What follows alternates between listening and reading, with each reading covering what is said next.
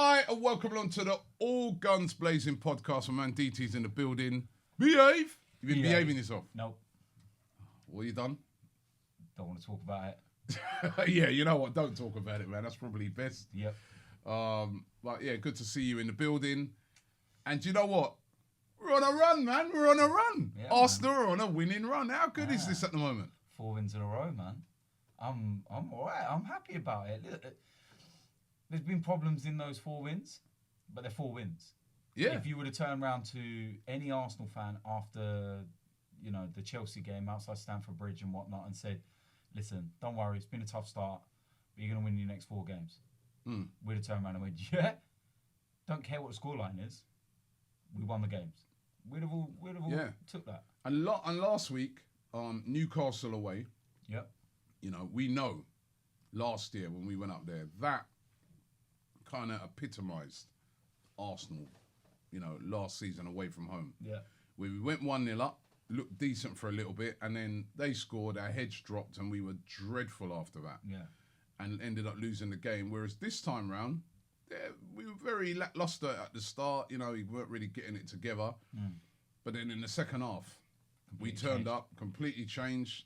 And Xhaka, before he starts mentioning it, and Ozil, all in one game. Right? And Ozil, his two boys turned up and scored. Wounded in a sense that, not wounded that like what they've done and that, but I know there's subconsciously something in your back of your mind is going, I know what I've got to face when I go outside from him. I know what's coming. Yeah, I knew what was coming from you. And you know what? Now, shall I mention it now? Yeah, let me mention it now, right? Because I know you and Claude have been going at it a bit.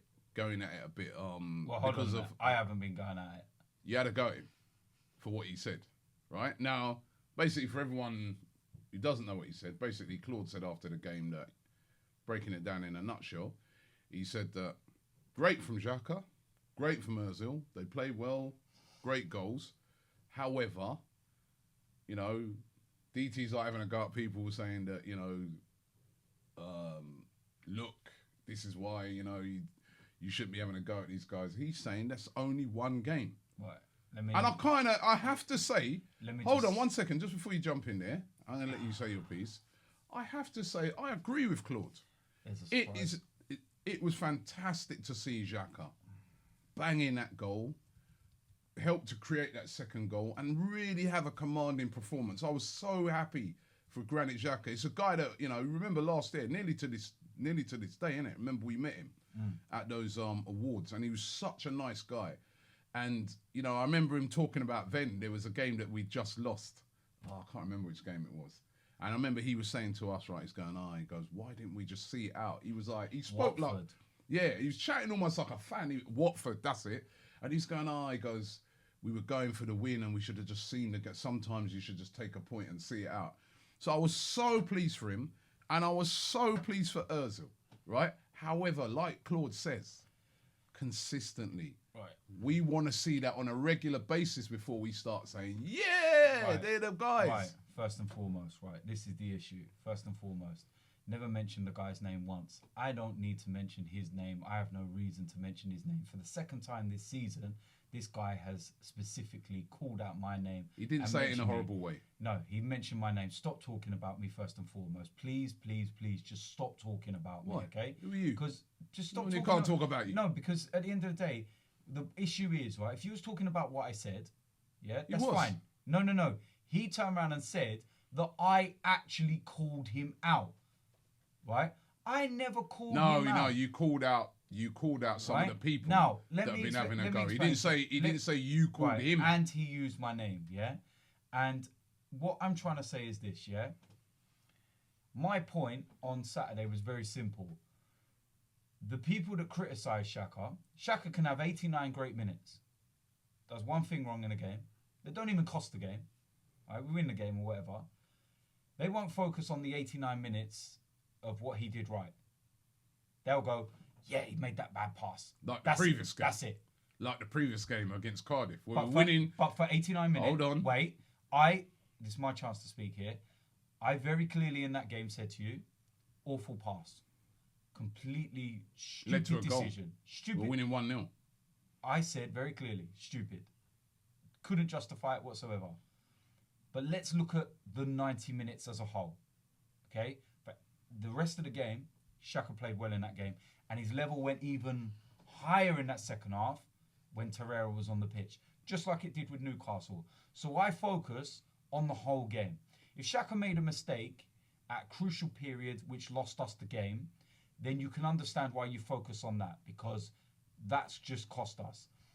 But the bigger picture is that we won the game. Yes, it was a mistake, fine. No one denies that. But it didn't cost us the game. So let's not pinpoint one detail when his overall game was really good. It's a big detail, man. But his overall game was really good. So you're forgetting, these people have got such a thing against him that they're forgetting what he does right. And they're just like, no. And I was having a conversation with Lee and stuff like that, for example. Certain other players in the team, if they had made that mistake in the game and put his overall performance in, they would never have even mentioned that part. They'd be like, oh, well, you know, it was one of those things that happens. We move on. That's no big. They brush over that. No, but you know what that is, right? It's because he's had such a long period of having poor games. I know, but last he's had a season, long period of playing in the wrong position. Last season, I've said this. Last season, he was poor. Yeah? Look, Admit it? right. Would you say that? Wait. Hold on 1 second. I'm going to answer it. I'm going to answer it. The latter part of last season, and I've said this countless times to you, I think he was one of our best players. And a lot of people said that. In the last 10 games or so, he played call decent. a doctor there. See, this is what Get I'm on the phone about. for a doctor. I'm trying to have a conversation with you. I keep telling you, where was that? The latter part of the season he played You've got to well. remember, we had the whole team weren't that great. Aubameyang was the spark last year towards the end of the season. He was the spark in terms of way he came to the club, came in. Lacazette when he come back from injury. Those were the How much was this latter part of the season then? How many games was that? I said to you about the last 10 games or so. The last 10 games? If he carries on laughing behind the camera, I'll get up and bash Shaq in his head. Don't make me start on him again this week. Oi, where's the polls, yeah? Where's the backdrop? Yeah? The last 10 games? About that, yeah. He put some really good performances in. He done well. He did put some performance. We'll have to agree to disagree. But overall, since Granit Xhaka's come to Arsenal, overall, it's not been great. Right. So you can see why Claude would say, brilliant, fantastic, great performance last week, but I want to see more of that. That's, that's fine. That's one. And what you're saying about Ozil as well, brilliant, scored in that. I want to see that on a regular basis now. I want to see that against when you go away to the big teams as well. I want to see that regularly. We don't want this to be one-offs. You guys, the reason why people go, I think sometimes, let's take Ozil for instance. No, we'll take both of them, Xhaka and Ozil. The reason why they get so much stick, I don't think is people don't dislike them. They genuinely don't dislike those two players. It's because, number one, Granit Xhaka was a very big price tag when he came in with a big rep, right? And he's not delivered, right? And you suppose you could say the same for Ozil as well. Big money for him. And now again, he's on a massive contract. The expectations are very high. We look at Mesut Ozil and we're like, this guy's got everything. So we want to, we comparing him to Hazard and that. Because it's got to me, I look at the ability he has and I think you've got the same amount of ability as a Hazard. But Hazard produces it consistently. This is what we want to see from him. And this is why they get stick. They get stick because the bar is set high with these guys. Because they're looked upon as these should be, two of our very best players. So that's why I said I can kind of understand where he's coming from when he says, great, fantastic, but now the challenge is... What happened to your voice then? Right? Want to see this... I'm going to do my Unai Emery. Want to see this on a regular basis. I don't see what Claude said, right? He can say your name. No. He didn't say nothing horrible to you. He wasn't abusive to you. He didn't slag you off, did he? He believed that I was directing it at him. He was the last person in my mind. I know who I was. You've got to be able to take criticism, yeah? I know who I was directing that at last week. I'm not. Me and him have already spoke about it. He knows. And also, you've got as a guy like you, right, who gives out a lot of criticism. Yeah, that's man. fine. You are the. No. You are. Hold on. You are the main man when it comes to dishing it out. I've never met a guy in my life actually who can dish it out like you. You're not. However, you're not listening. One sec. No, you're not. You've got to be able to take it when it comes back. This is what you're not understanding. This is what you're not understanding. I don't care. You can say whatever you like about my interviews, yeah? But when I've not physically directed anything towards you, keep my name out your mouth. That's all I'm saying. Simple as that. I've seen you go in on people hard. You know what? I went in the hardest Including I Claude. ever went in, yeah? Well, I told Claude that I'd give him his $5 back. Yeah, remember? I nearly forgot that. Yeah, remember that? Over him, what? Because the man was moaning about a win and moaning about a whole... But he didn't say your name, did he? What are you going on? And you went in on him, man. I turned around and said, there's your money back, because all I'd seen all week is him moaning. Aubameyang gave the penalty to Lacazette for the good of the team. Did it work for the rest of the season? Yes, it did. Yeah, but yeah, all I saw was him moaning about the £5. There's your £5. You moan. Yeah, but we know Claude moans. He's allowed to have his opinion like you. As I said... I even see his interview last night. I know he was dying to say something about me, but you went, stop it. I know it. And I know as well. I know. But he's allowed to, isn't he?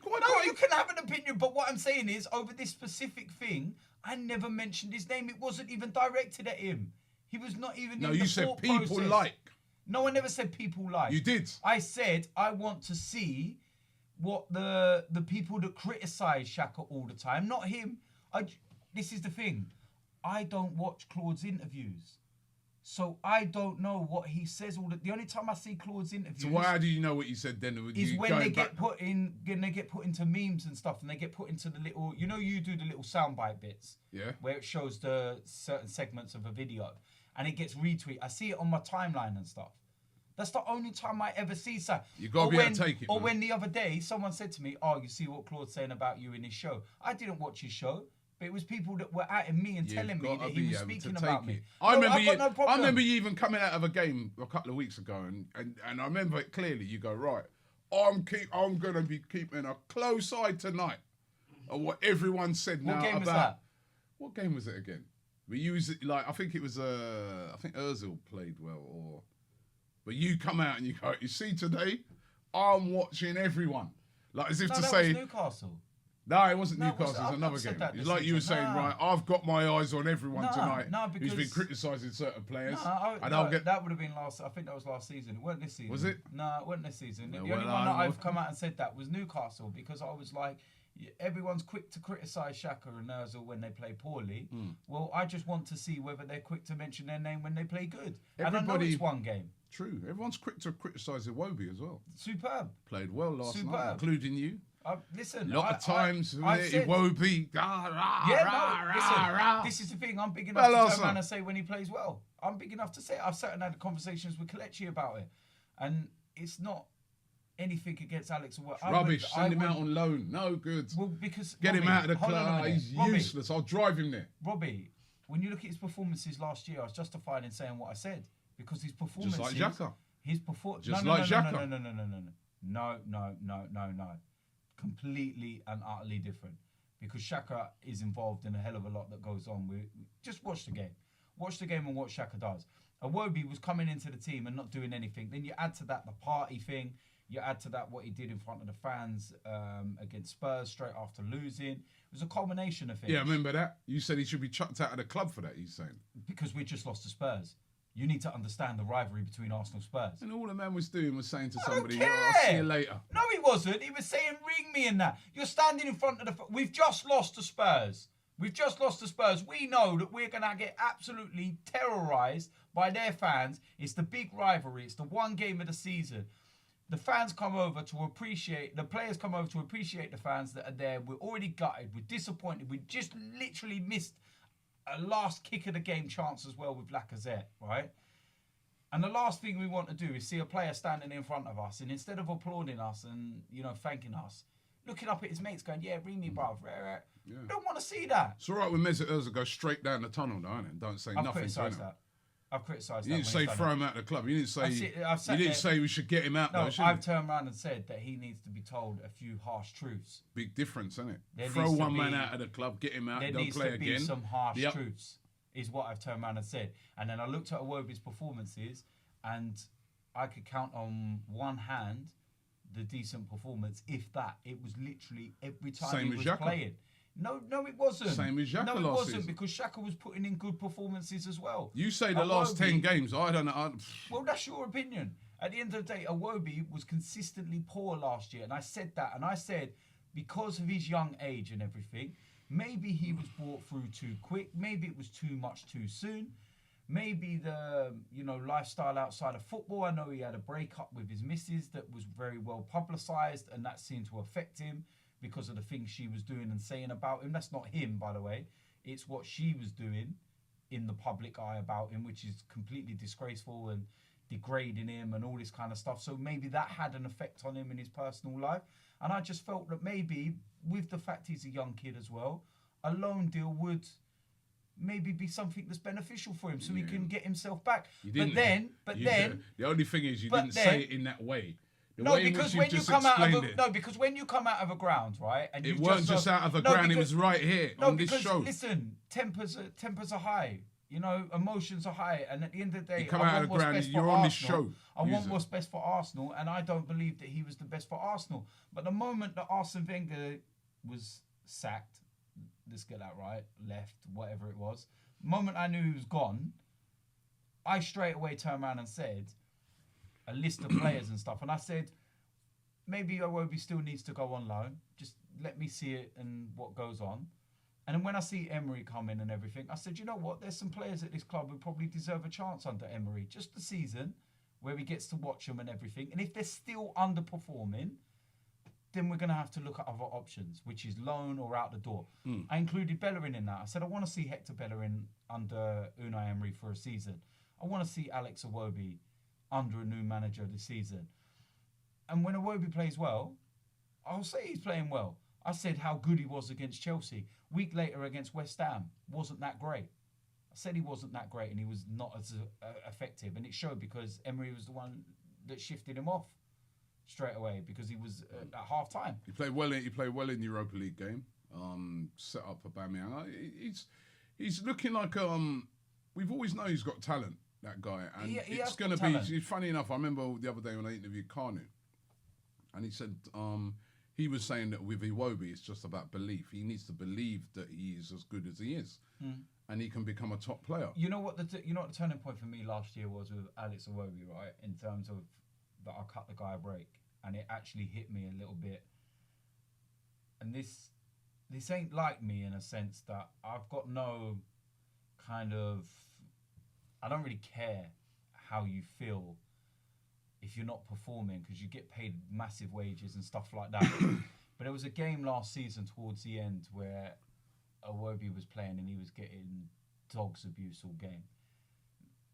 And I mean, people were calling him the C word and things like that. And I was sitting there like, whoa, this is really bad at the moment. And I was thinking, that must be a lot to take. And then he got injured right in front of us at the North Bank. And it was one of those where he got injured off the side of the pitch, couldn't continue, so he had to do the walk round. And as he come walking round by us, and Lee was with me, the abuse he was getting, I felt so sorry for him. And me and Lee, of all people, sat there and started applauding and shouting, keep your head up. Because he was that close to us and he could hear. And I know he could hear every word that was being shouted at him. Whether it be by us, the abuse, he could hear that. And I felt so sorry for him that night. And I was like... But he's showing now a lot of mental toughness. Yeah, he is. And I like that. Because he's coming out of I agree with you, last season he was very poor. And he had all those incidents off the pitch as well. But right now, he started the season very well.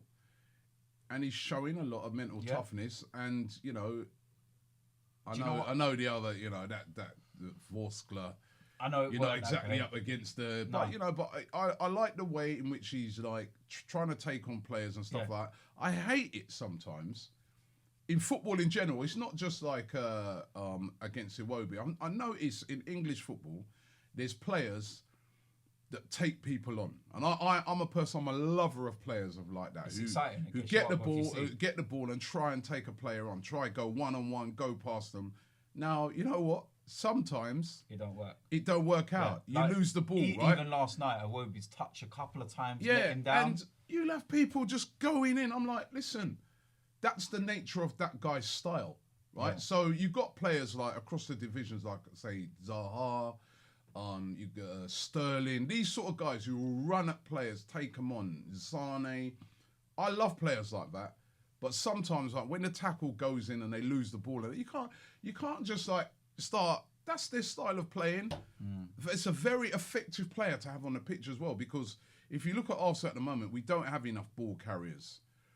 Ball carrying players sort of in that team, you could say is Iwobi, Ozil as well is a guy that can carry the ball the length of the pitch. But we don't have a Mkhitaryan, but we don't have enough of those type of players in the team. And you've got to allow those players to express themselves, because when they're on song, they can be so effective because they're running at players, terrorizes teams, can take 2-3 players out of position and create space for guys like Aubameyang, Lacazette, and people like that. You know, so the thing is with Iwobi as well. I think that he looks fitter. He looks like he's lost a bit of weight. I think he was eating too much yam. What do you know about yam? Don't worry about me, bro. I got a pound of yam, you know, blood. Hey, what do you know about me, bro? You don't know nothing about no pound yam. You don't know about me. Man's on the streets, bro. You don't know about me. You know pound yam? Yeah, man. You can't eat that shit before you play. You want to sleep for a day. You know what I mean? What about jollof rice? You know I know about jollof, man. And there'll be listen. You eat jollof? Every African continent, every person there in Africa will talk about how theirs is the greatest, and it's like, what's the best you've tasted it? I'm not getting into Nigeria not going there. I'm not getting into it. I'm not getting into it. Because if I don't say Nigeria, Kelechi's going to be on my case. And if I don't say Ghanaian, then someone else is going to, hey, DT, how can you talk about that? Yeah, rare. Listen, look. I was trying to set him up. Yeah, you're trying to set me up. Look. But like I said, I felt that he was carrying a little bit of excess to him. He's fit as a fiddle, and you know he's an athlete and stuff. But I feel that he just had a little bit of extra bulk to him. I don't know whether that was him trying to bulk up to be more physical, but it kind of imbalanced him. I just feel that he looks leaner and he looks fitter. Good start for these guys, but him, Ozil, Xhaka, now we want to see that consistent. You're going to have bad games, but we need to see that now going forward on a consistent basis. Consistently. We do need to see it. I'm just still laughing at you thinking about the yam. You know that yam. Listen, Torreira. Why this? Now listen, every time this guy comes on, right, and in the Europa League the other night as well, you see, right? Did you see his tackle? Where he tried tackling with his head. Yeah. I love that Uruguayan roughhouse spirit. Plus, on top of that, he's got a lot of ability, a lot of skill. Yeah. He gets the ball going forward. That free kick he took, where it looked like he was going to whip it in from outside the box, and he tried a little sneaky one. Come on now, Unai Emery, come on. He's got to start this guy. He's got to. On Sunday against Everton, surely. He has to start. If he don't start on Sunday, I said to you, the clearest indication was the fact that he come off. If he was, in my opinion, I might be getting this completely wrong, I felt that with Aubameyang coming off, it was a clear indication that Emery said, I want you to start tonight because I want you to get a couple of goals. Let's get your levels up. Let's get you confident and get you going for the season. But I'm taking you off after 60 minutes. It's as simple as that because you're a major part of Sunday. Torreira, same thing. The moment that third goal went in, and it was game done, it was like, right, you get off now. Don't even care about Aubameyang getting a hat-trick. Get off. Done your business. Get ready for Sunday. And I feel that that's the clearest indication that Torreira. So you think he'll start? I think he will. Aubameyang, like you said, great to see. Some great goals as well. Yeah. But the dilemma is now through the middle. It's people like saying, look, that shows that he has to play through the middle. But then Lacazette's been so good. Probably. So do you drop one? No, I would still play him, but I would ask that Aubameyang plays closer to Lacazette. So what, a 4-4-2? not so much a 4-4-2. He still has to give us width, dependent on who else is on the other flanks and whatnot. And we'll go into our team soon for the Everton game. But I just feel that he needs to be a bit closer to Lacazette because that's where he's more dangerous. But when he's playing centrally, you saw that second goal. But then you need width. Because that's why we should have bought width. Exactly. You know what I mean? Because when you look at his goals at Dortmund, it comes from wide, first time ball. You look at the goal last night, his first one, it was out wide, first time cross. He's running in on it. That's what he thrives on. Or balls in behind. We haven't really played to his main strengths this season. We haven't done that yet. And I feel there's still just a tiny bit of tweaking needed. And he just needs to come a little bit closer to Lacazette. And it will fall into place and it will click. You can't drop either of them. But what I noticed last night, I don't know whether it was because I was higher up in terms of watching the level, whereas I'm normally lower down. But he looked quicker last night. I don't know whether he just seemed to have a bit of sharpness. I think that's because they were hitting him with balls, like you said, in behind. So like Torreira is the first time kind of this. That's why for me he has to start. Torreira will hit a ball over the top. Torreira will try and hit balls in beyond. You saw him trying it. Yeah. They didn't always come off. No. He tried about 2-3 that didn't come off, that they were intercepted. But you could see he was trying to find him with balls. Yeah, he was trying to find balls in behind. Yeah. You know, and it confuses the back line. That's what I'm saying. And with that guy's pace, there's no point in, you know, you've got to utilise that. You've got to utilise what that guy's got. Yeah. You know, which is that ability of pace to get in behind. I just felt that this season so far, we've not done that. No, that's probably why he's not been, although he should have had a few goals against Chelsea, to be fair. Yeah. You know, but again, where did they come from? From the ball out wide quick, played into the box. You play to his strength.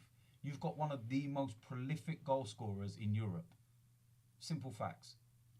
You know, if people want to sit there and mock the Bundesliga, then you need to just go and watch another sport.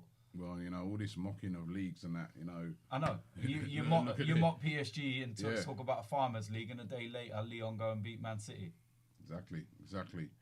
Lichtsteiner in that Europa League game. Now, me and you was having a bit of argument. Look at that grin on your face. What? You just like, let's have an argument. No argument. First of all, it's a great assist for the goal. So, plus. Now, we were having an argument outside the game, and I told you that for me, that was his mistake. And for me, it wasn't. I had a look at it after. Seen it since? I have seen it. It was a ricochet. He went up for the ball with the other guy. The ball ricocheted and bounced around, and the other guy got the better of it. Oh, my God. It wasn't a mistake. You can't admit when you're wrong. It was a ricochet. That's my personal belief. I think that he should have closed down the guy for the second goal. Yeah. But what I'm saying is that goals was his mistake. My personal opinion is that the first one was a ricochet. Him and the guy both went in for a tackle, and it was pinballed about. You're trying to blame it on Holding first. It's not Holding's fault. The ball come to him. He got tangled up, bit under his feet and that, right? And then the guy ricocheted. The guy nicked it off him in the box. It was ricochet. It was just outside. Nicked it off him and scored. That's his fault. I'm not having a go at him. Listen, it's his first full game. He's a bit rusty, but it's his mistake, man. It wasn't a mistake. I don't think it was a mistake. It was just a bit of bad luck. It was a mistake. A mistake. If that was Bellerin, it wouldn't be bad luck. No. A mistake would be Petr Cech kicking the ball out for a corner. That's a mistake. Yeah, that's not bad luck. That's a mistake. What I'm saying is, it's an error he made. I don't think it was an error. Caught in possession. No, because the ball fell down tight into his feet, and him and the other guy were both there, and it just ricocheted around and went between his legs, and he couldn't get his feet sorted out. He got that's not an error. Possession. No. You can admit. Come on, man. Because I don't believe it was an error. Don't be wrong and strong. I don't believe it was an error. That's my opinion. I'm sorry, but I don't believe it was. Like if it was Hector Bellerin now, you'd be having a go and saying blah, blah, blah, a lot of people blah. in the comment section, it's 50-50. Some people agree with what I'm saying. 50-50. Look at some people are saying that it was a mistake. Look at it again, man. Have a look. I have watched it 4 times, and I believe it wasn't a mistake. It was just a bit of bad luck. All right, you're not going to admit it. But what would you start him instead of Bellerin? We'll get into my team in a minute. Yeah. All right. So you would revealing nothing to you, right? You know what? Let's get into your team now. All right. Do you want me to... Hey, look, we got the board this week. Someone got it out of their car. We still only got one board though, which means we've got to share. You want me to turn it around to the camera? You want to see it first? Yeah, turn it around to the camera. Or should I name it? Turn it around to the camera and name your team. Let me see. No, you're not seeing it.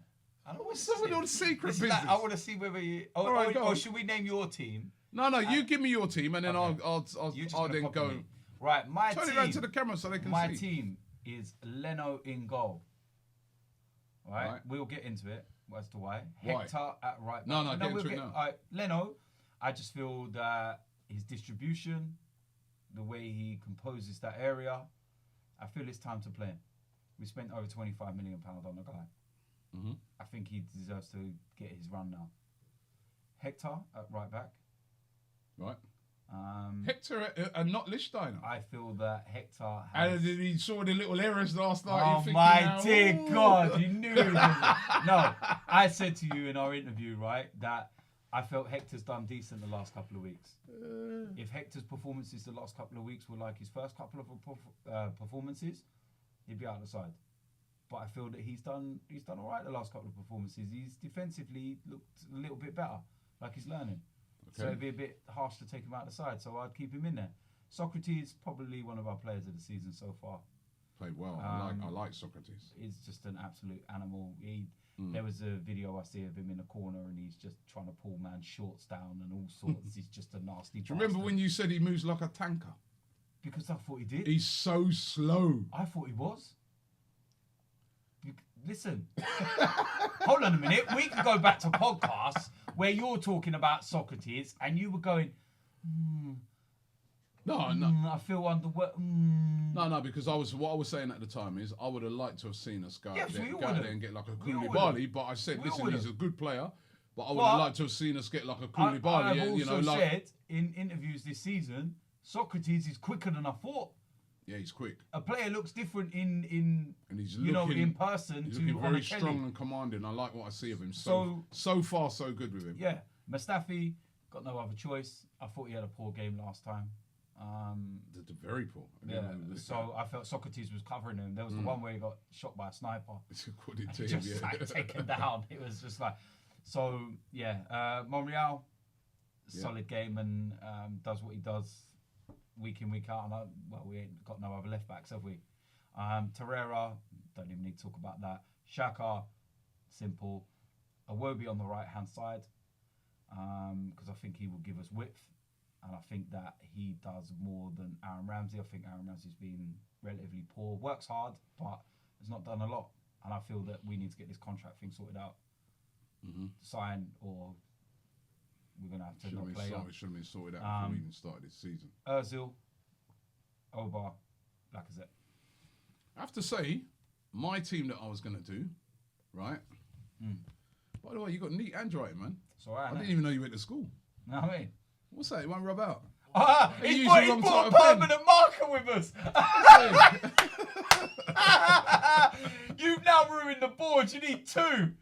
Man's actually bought the wrong pen and gave us a Sharpie permanent marker. I didn't bring the pen. You know what? This is the most budget show I've ever seen in my life. You're on Channel 4 and everything, and you bring budget to this. Funds are low, man. You know what I mean? So listen,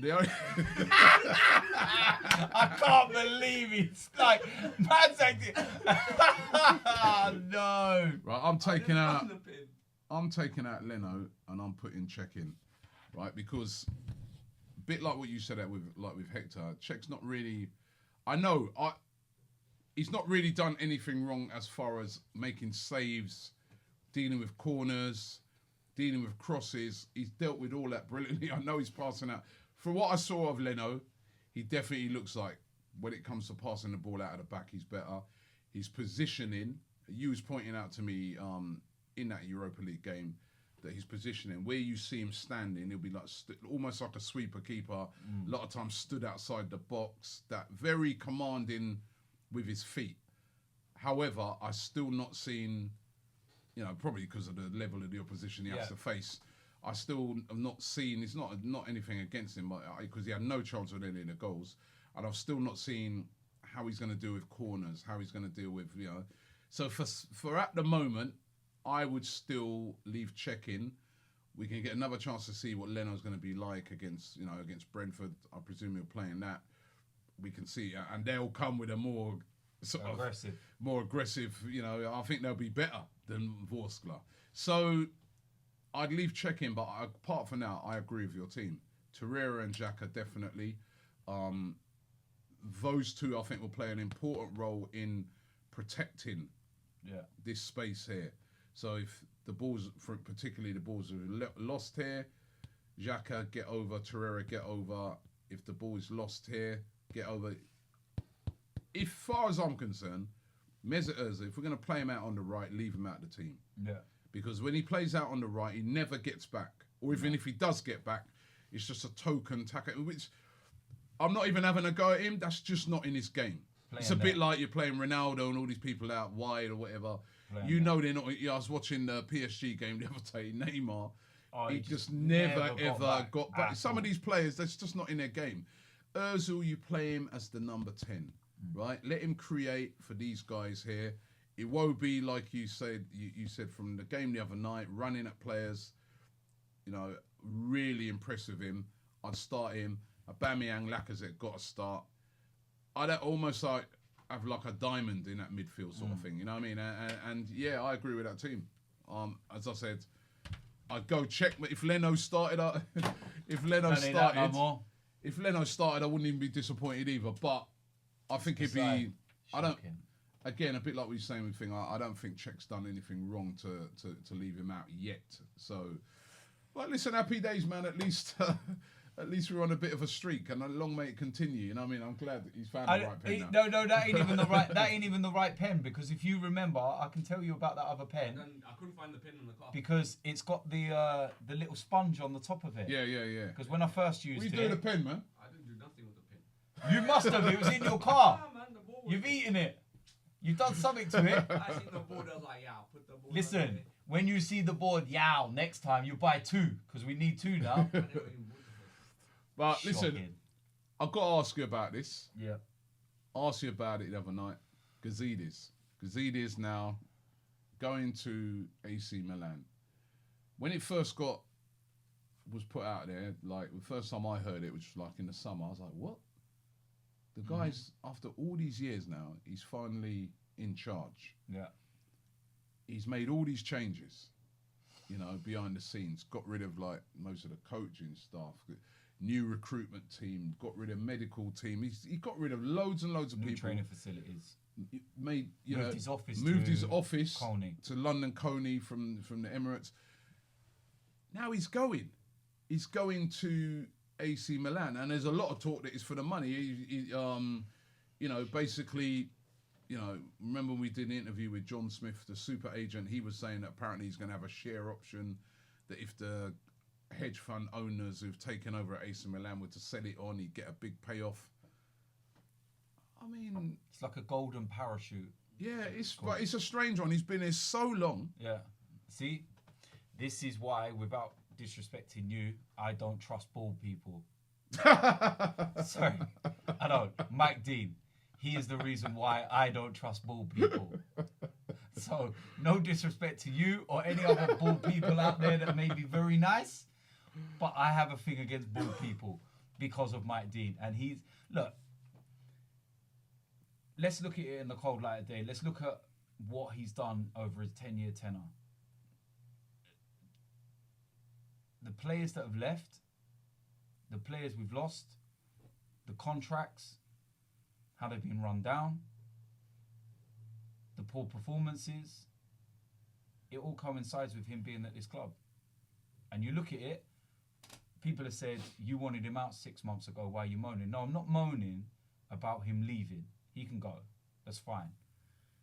My issue is that I feel he's thrown Emery under a bus. You brought the man in, you brought him in, you told him about this whole new idea, this whole new adventure we were going on as a club. You know, it's going to be the biggest change in the history of Arsenal Football Club. Bigger than the change of George Graham, bigger than the change of when, you know, Herbert Chapman passed away. and we had to change managers. Biggest in our history, 22 years under Arsene Wenger, and the whole infrastructure, everything had to change. But then within 4 games of the season starting, you're jumping ship. Bye-bye. I think this is the right time to... Hold on a minute. 4 games into a season. Because when he brought Emery in as well, he had so much. He made big. And do you remember him strolling across the Emirates pitch with Emery? The photos. But he also made this big speech about how this is the greatest club and the history. And this is what I'm trying to say to you. This is not like if at the end of the season he said, "I feel it's the right time that maybe we need to do." You could say, "All right, cool. You gave it the year. You feel that maybe you want to try something different, and maybe you've took us as far as you can, etc." So 4 games in. 4 games in. I know Emery must be sitting there and feeling really let down. The man brought him in. The man talked him up so much. You remember the whole press conference about those who know don't speak and whatever, and he talked about how Emery was first choice. We flew over secretly to meet him, and he was on the plane with us, but we had to go separate ways to make out that we weren't together and all that. So he was instrumental in Looks him like he being was taking here. some little diversions to Milan in that time This as is well. what I'm saying. Right, Because and, this that, ain't and just how happened. ironic is that? Like you said, that thing that he was talking about, those don't speak and stuff like that. And when they were asked Arsenal in the summer about these rumours, they were like, "Listen, we get these offers all the times," and that they skirted the whole issue. So Chips Keswick tried not to answer it and stuff like that. They knew from then. Yeah. I found out about it like ages ago. Yeah. I was like, "What?" That's what I'm saying. Right? So I And feel then Emery's been let I had down. it confirmed to me when we was over in Ireland that it's done. He's definitely going. That was even before the season started. It's done. All the board members known, right? Because at that time I was being told at that time about how Kroenke's buying the whole club, right? And one of the things they had to disclose, right, to like when the 2 different parties were talking, I forgot his name now. The Red and White Holdings. Red and White Holdings, and that when they were talking, one of the things they had to disclose was the fact that he's gone. He's definitely lit. So they knew ages ago. Yeah. And I told you it's a I letdown. don't know. It doesn't seem right. It doesn't. It doesn't seem right. And I told you one of the reasons is because he's lost his bulletproof shield in front of him now. If it goes tits up, the fans are not going to turn on Emery this season. If Wenger was in charge and everything was going wrong this season, the fans would be going for Wenger. Change the manager, get him out. But if things are not going quite to plan this year, fans ain't going to start going get Emery out. You could argue, I suppose, he might argue and say, well, all right, I knew I was going, but I've left this club in a better place because I've made sure that I've put in place a structure and stuff like that. Because the Sanelli's got now a bigger role now. And Them stuff guys that have come in are the ones that have fixed the mess. No, but he brought him in. He got these guys to fix his mess. Yeah, but he can argue and say that I put all these guys in place. I saw what all the problems are. I've changed all these things. I brought in a new manager. I brought in new coaching staff, new recruitment staff, everything. I've set in place a system that I think going ahead for Arsenal is going to be much better. Okay. So I've left you guys in a better place. Cheers for fucking up the last 10 years, though. It's all right doing it now. Too little, too late, innit? You fucked up the last 10 years. It's as simple as that. And it's just, I said to you, 2 down, 1 to go. But then on the other hand, But you say 1 to go, the other one ain't going. He's No, about not yet. he's about a buy. You need a drink over there, mate. yeah, you're all right. You know what I mean? Sorry, mate. But you say 1 to go. The one that you're talking about going is about to have 100% of Arsenal Football Club. Is that also a thing that maybe he looked on it, Gazidis, and It's said, a waiting game. hold on. It's a waiting game with Did Kroenke. Gazidis look on it and say to himself, you know what? Once he gets 100%, and he ain't going to spend the money and stuff like that, we're just going to be just the same. We're not going to move ahead. You're not going to give us the right amount of money to go out there and buy the sort of players that can make us kick on and win the league. This is all great at the moment, but the fans will start to grow weary if we don't see progress and don't see better transfers and think, spending more money. You know what? I'm gone. They can't say it's me. I put in place a structure, but I'm going. But I can see the future under this new. That's the worrying thing. Could that be one of the reasons why he left? And he could be looking at the project over in AC Milan and saying, well, you know what? But actually, those guys over there, they've got money. They're looking to spend. It's a more ambitious ownership there. I'm going over there because that's, it's a big club as well, and they're looking more ambitious, right? Because he would have sat down with them and heard all their plans, whereas he's looking at all the plans here under this owner and he's thinking, yeah, you know what, this guy ain't interested. You're not interested in spending to make this better. It's going to be, within the next, like you said, the shield's gone, and Wenger, and I'm going to start getting it in my neck when the next few transfer windows comes around and I don't spend enough money. Could be that as well, which if it is that, it's very worrying. Well, the thing is with Kroenke, he'll be gone soon. Gone where? He's getting to a certain age now. Don't say that. You can't say stuff like that. What? And how do you know he'd be gone soon? The guy could live to 100 years old. Well, they do say that evil people last long, don't they? You can't say stuff like that, he'd be gone soon. Listen, the guy could be here for another 10, 15, 20, 30 years. You don't know, right? He'll still be gone. Right? And yeah, but he's going to be here he's buying 100% of the club. He's going to be here for a long time. He's going to be here for a long time. He's going to be here for a long time. And his history, because at the end of the day, he's the guy with the money and he's the guy who releases it. His history over the last 10 years has been poor. What I'm hoping... What tells you it's going to be anyway, because the one good thing about Gazidis, he was good off the field in getting deals and stuff like that. What I'm on about, right, what I'm trying to clarify here with him being gone and his age, right, is not that he'll be dying, but that he'll be at an age where he can't carry on no more. And looking at him, he already looks quite, what's the worst word, frail. Yeah, he don't look that frail. He does. He doesn't look that frail. I just think that he might get to a point where he hands everything over. Well, not at the moment. Right now, the guy. I think you need to get real right now. No, because you know what I think. Get real right now. The guy's about to buy 100%. No, I know he's about to buy 100%. But what I'm saying is, I got a feeling that he's gonna hand over Arsenal to his son.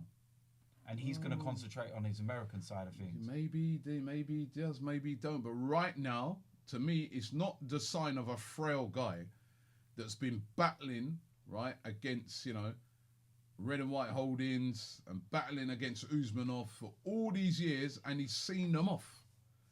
He's seen them off, right? He's got a, very powerful... guy in Usmanov, and he's seen him off, and now he's buying a whole lot. We need to get hold of you got to say that is not a frail guy. That's a guy that's got his powers are there. Yeah, but what I'm saying, and he's gonna be here for a long time. And did Gazidis see that now and say to himself, because it coincides with him getting 100% of the club, and this guy now saying, you know what, I've had enough. Before then, but we need to get hold of Kelechi anyway, man, and tell him to speak to his Nigerian guy.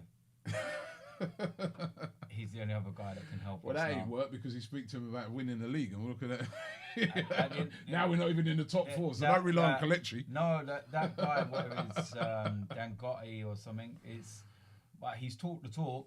Every time he's been asked about Arsenal, he says like, I will have control of this club. The Nigerian guy, yeah, the Nigerian billionaire. Listen, go and do it then. The guy owns 100%. The club. He's not looking to sell nothing. He's going to be here for a while, and I'm a bit worried about it. In the one hand, I can understand what you're saying. Gazidis, I think you can sum him up in two things, right? As a business guy, off the pitch, doing deals, negotiations like that, contracts, running the club and keeping it debt free and steady and everything like that. You've got to give him an A. He's been brilliant at doing that. He's a brilliant business guy, right? Actual running the club as for regards, performances on the pitch and recruitment and that, it's got to be C-. It's been poor. We've gone backwards. We've got worse. We've sold our best players consistently over the years. We've gone from being that team that everybody feared to a team that now people look on and say, well, yeah, we can get out and we can beat them. We've gone from having some of the best players in the world to having a lot of mediocre players. Still got some good players, but, you know, we're not as elite as we used to be. Yeah. No, we need to. We're not even in the Champions League now. We need to get back to elite level. So he's done poorly in that, but great, fantastic in the commercial side of things and all that, right?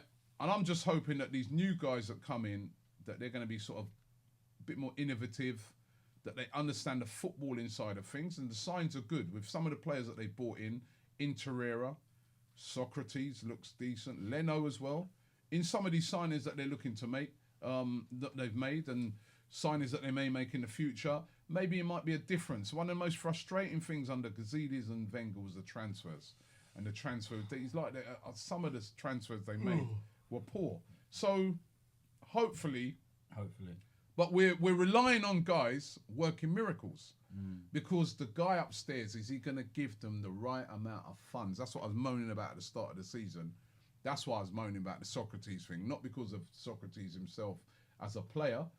I'm looking at it and thinking you should be bringing in a Koulibaly and Socrates to replace what we've got, you know? So, I don't know. We're going to have to see how things pan out, but it's a real strange one, Gazidis going. It's a real strange one, you know, just when he's at the stage now. He said catalyst for change, he's coming. It's time of change, and in the time of change, you're going. What I say, catalyst for bullshit.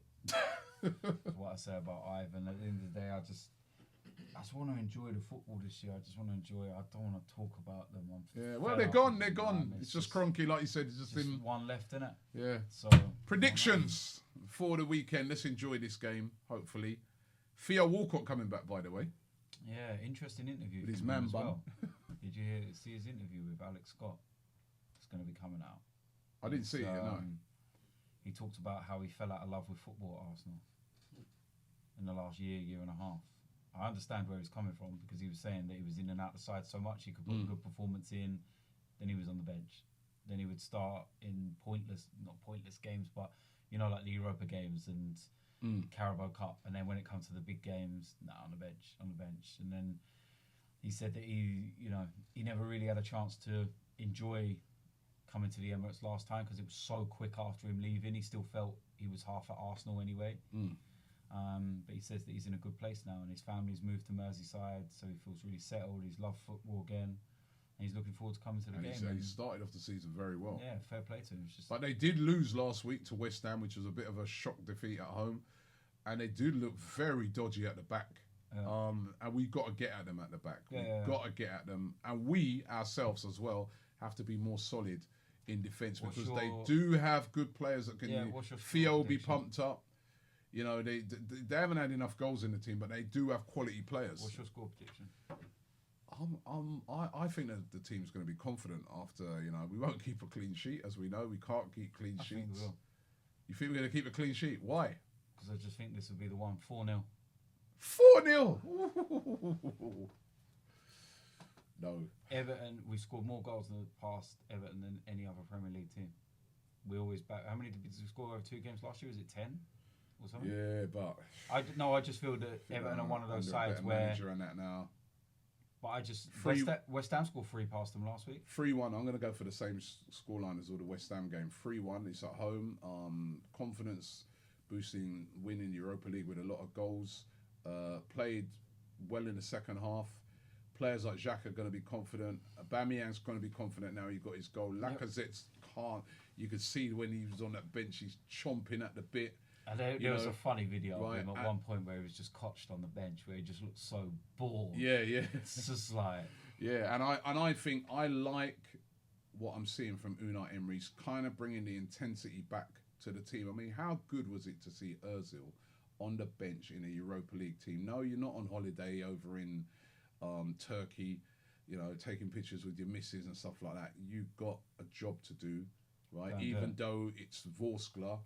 And when Ozil came on, he did the job. And he did the job. And he was running a lot and working hard. And he had a smile on his face, and he was enjoying himself, right? And that's why one of the things I never used to like under Wenger is like always giving players rest. And then players start to get it in their head that I need a rest. Because if you're always giving people a rest, people start to think that, I need a rest, I need a rest. I played 2 games in a row. It will be interesting to see what the Carabao Cup team is next week. Yeah, I think in the Carabao Cup team, I think there'll be a little bit more rotation. There'll be more kids in there, but I also feel that you can't afford to go too. No, I think unlike Brentford are a good side. I by think the way. unlike Wenger. Do you remember in the Carabao Cup games, we've sat there and said, you remember the Sheffield Wednesday, for example, and we're sitting there going, why would you not have the security of the big guys on the bench, even if they're just on the bench? If it's going fine, I think Brentford are a very good team. They'll be better than Vorskla. Yeah, but right, they're doing well in the Championship. They're doing well. They're bringing 9,000 fans. So there'll be an atmosphere. There'll be an atmosphere there, and they're a decent side. How they play football, right? But this is what I'm saying to you. I think you'll see some senior players in that team. Yeah. And I think that I agree with Unai Emery. We were early in the season. What do you need a rest for? We've only just started. Yeah. Maybe after Christmas or something like that. After a heavy schedule, you might look at that. But at the moment, all these players should be able to play 2 games a week. They do it in the Championship. This is the first time we've played 2 games in the week. It's been one after the other. Yeah, so I agree with what he did. All this resting thing, rest players when they need resting, when you can see that that guy, he's knackered. But play these guys. Play Aubameyang, let him get his goals. Play, you know what I mean? Yeah. This early, we're just in the start of the season. Yeah. We're in September, so I agree with what he's doing. I like this, and that's why I think the players are buying into it. And this is the sort of things that I think is changing the mentality. So they're not going into that game thinking, we're coming off the back of a Europa League game. We're going to be a bit more tired. They're going to be a bit more fresher. They're going into there like, man, we're flying. Just brush up those man them. Put 4 past them. Everton, we're coming for you. And that's what I like. And that's why I think we're going to win 3-1. 4-0. Theo will score for them 3-1. 4-0. We won't keep a clean sheet. Sorry. I'm prepared to even bet against Arsenal on this, which I don't like doing, but we're not going to keep a clean sheet. Tenner. Let's do it. Let's do it. Won't keep a clean sheet. Tenner. Right? Listen, thanks for watching the All Guns what? All Guns what? All Guns Blazing podcast this week. Don't forget, the podcast is available with the link in the description. Available on all formats. We'll be back again next week. And looking forward to the game at the weekend. Really looking forward to it. And, it's I'm feeling a little buzz. 5 wins out of 5 coming. 5 wins out of 5. It'd be great. Thanks for watching the show. Don't forget to leave your comments on all of the subjects we've discussed today. And big up Claude.